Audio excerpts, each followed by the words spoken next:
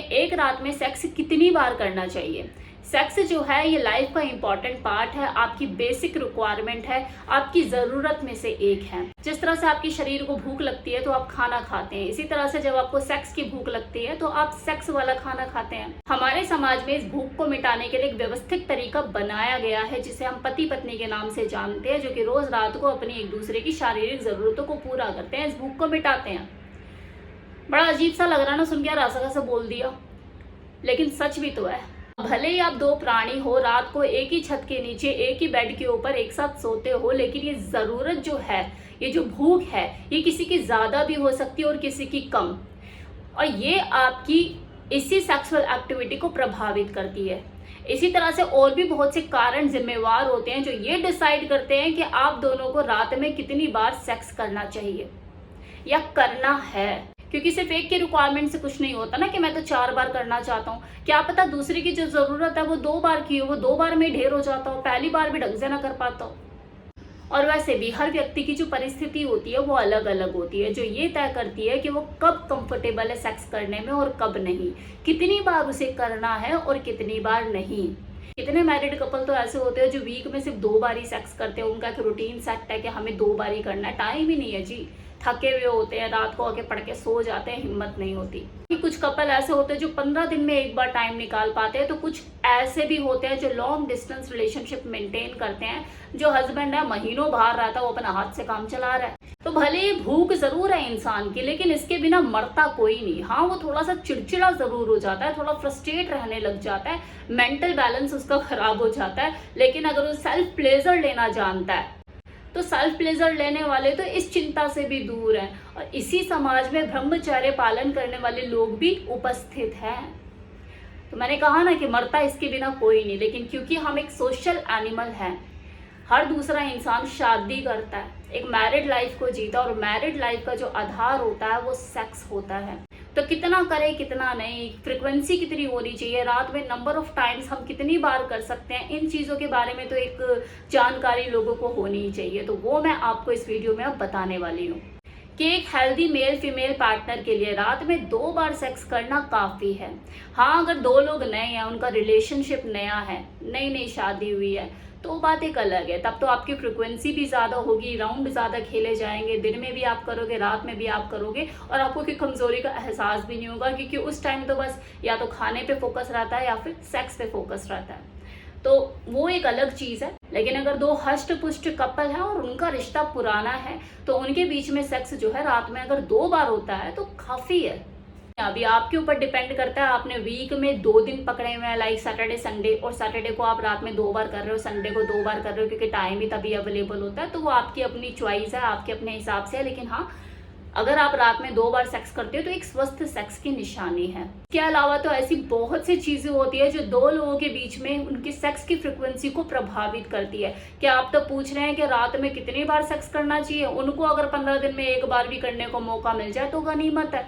अगर physical fitness की ही बात की जाए तो शरीर कभी भी एक जैसा नहीं रहता, उम्र के साथ वो बदलता रहता है, उसकी जो करने की क्षमता होती है उसमें भी फर्क पड़ता है। आपने खुद भी महसूस किया होगा, जैसा आप 5 साल पहले सेक्स किया करते थे, कि आप 5 साल के बाद वैसा सेक्स कर पाते हैं? धीरे धीरे रोज होने वाला सेक्स हफ्ते में 2 बार होने लग जाता है, फिर 15 दिन में 1 बार होने लग जाता है, फिर कभी महीने में 1 बार होता है। 2 लोगों के बीच में रात को होने वाला संभोग कैसा हो और किस तरह का हो, ये काफी हद तक इस बात पर भी निर्भर करता है कि वो 2 लोग आपस में एक दूसरे के साथ कितना खुश हैं।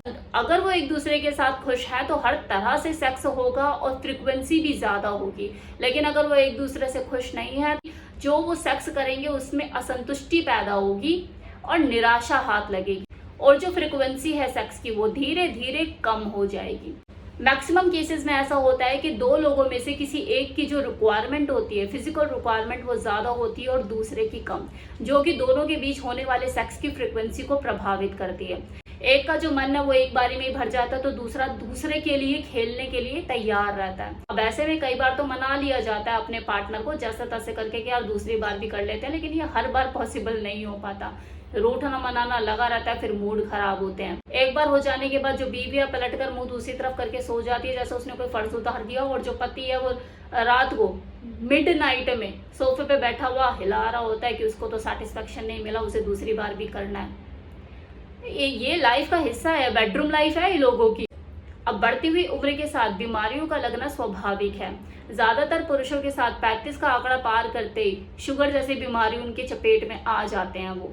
वहीं जो फीमेल है वो थायराइड से ग्रसित है। या तो दोनों ही बीमारी की चपेट में है या फिर दोनों में से कोई एक दिक्कत परेशानी में है।